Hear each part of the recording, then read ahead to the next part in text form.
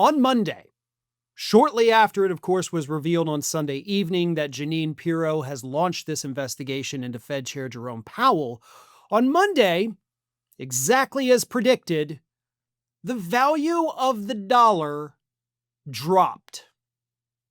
The value of the dollar dropped, of course, because the global markets now view the United States Federal Reserve as not being an independent entity. They view it as a wholly owned subsidiary of the Trump organization, which has the potential to wreck the entire U.S. economy. And not just do what Trump's tariffs did, where, oh God, we're feeling this pain, but if we get rid of the tariffs, then hey, pain's gone. This is a pain that could take decades to overcome. This is a pain that may never go away. Because if Donald Trump's interference with the Fed, which of course is obvious at this point, if it continues, and we actually have a good indication, a 100% confirmation that it will continue, the value of the dollar could drop to the point where it no longer becomes the global currency that it is. It would no longer be the gold standard. A different form of currency would take its place. Once that happens, the only way for that to change back is if that other currency experiences the same devaluation. So, once it happens, it'll be 50 to 100 years before the dollar takes over again as the global currency, if it ever happens at all. That is how impactful this is. That is how important this issue is. And Jessica Burbank actually put out a really great video where she talked about the fact that Jerome Powell sucks. He is god-awful, okay? And that is absolutely true. And also, him standing up to Trump and still trying to exert the independence is good. So we can praise what he's doing at the moment without saying Jerome Powell is a good guy and we should defend him. We shouldn't. He's a piece of crap. That's why Trump picked him to begin with in 2017. But he understands what's at stake. But here's the kicker. Here is the reason why I say that we have 100% confirmation that Trump's interference with the Fed is only going to get worse. It's because Powell's term ends in May. And he's gone. Once that happens, who gets to pick the replacement? Oh, it's Donald Trump. We are doomed. Now, I don't want to be like, oh God, everything is horrible, but it is. There's no sugarcoating this. Donald Trump is most likely going to pick his own economic advisor, Kevin Hassett. He will take over. The dollar will plummet just like we saw happen this week. And that'll be the end of it. That will be the end of it. I don't even think at that point that we'll be talking about a potential recession. I think we're looking at depression. We're going to be entering depression territory at that point.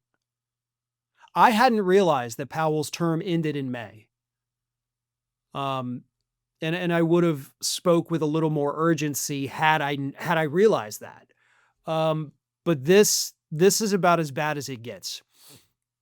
There could be a little bit of a resistance, though. Obviously, you have Republican Senator Tom Tillis of North Carolina, the same guy who a week ago said, I'm blocking all DHS nominees because of Kristi Noem's incompetence, came out this week and's like, I'm going to block all of Donald Trump's Fed nominees because of what he's doing here. I'm not going to let him replace Jerome Powell.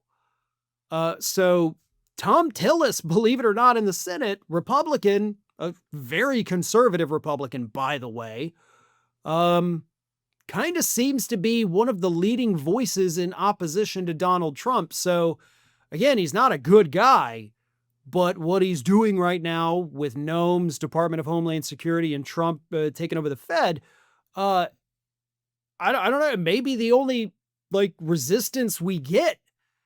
It's a really sad day when Tom Tillis is standing up to Donald Trump more forcefully and frequently than Chuck Schumer. right? Where's the Democratic leadership? Where are those guys? When was the last time you saw them like forcefully come out about anything? Anything.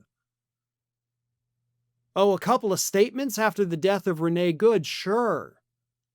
But they're not putting up fights like this, certainly not publicly, to show the rest of the Democratic Party that, hey, look, we're not just sitting idly by, we're doing something about it.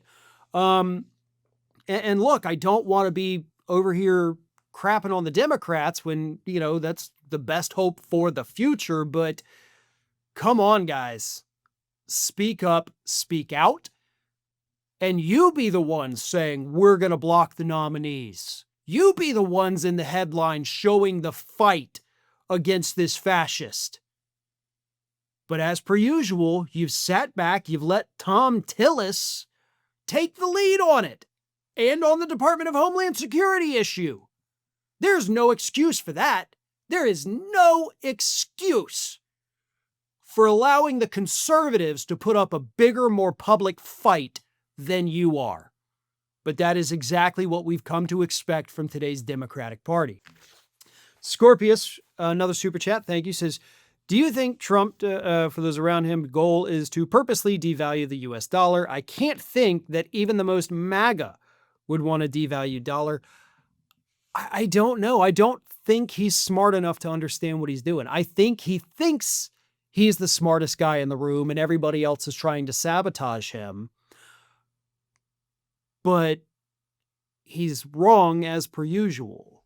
So he's going to keep doing it because he thinks he's right. And he thinks everybody else is lying to sabotage him because he's paranoid as well as, narcissistic and demented and all of that.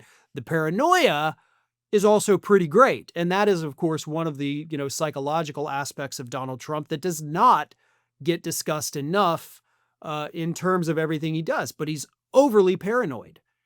So he thinks they're trying to sabotage him when in reality, of course, they're trying to not have the entire,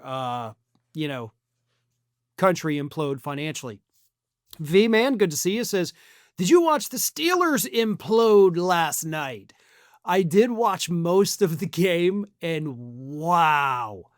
For those of you who may not know, the Steelers got their butts kicked by the Texans 30-6. They couldn't get a touchdown, even with Aaron Rodgers being brought in this season, of course, to help them get over their playoff slump. And no, just absolute. And that was likely, Aaron Rodgers' last professional game as a athlete, which I'm fine with. Aaron Rodgers used to be a really decent guy before he got so effing weird and went on the Robert F. Kennedy thing. But many, many years ago, actually back at Ring of Fire, I did a segment because Aaron Rodgers was one of the few people that actually spoke out openly against the Islamophobia that was happening in the NFL at the time. He came out, did this whole thing, and it was like, holy crap, he did really great.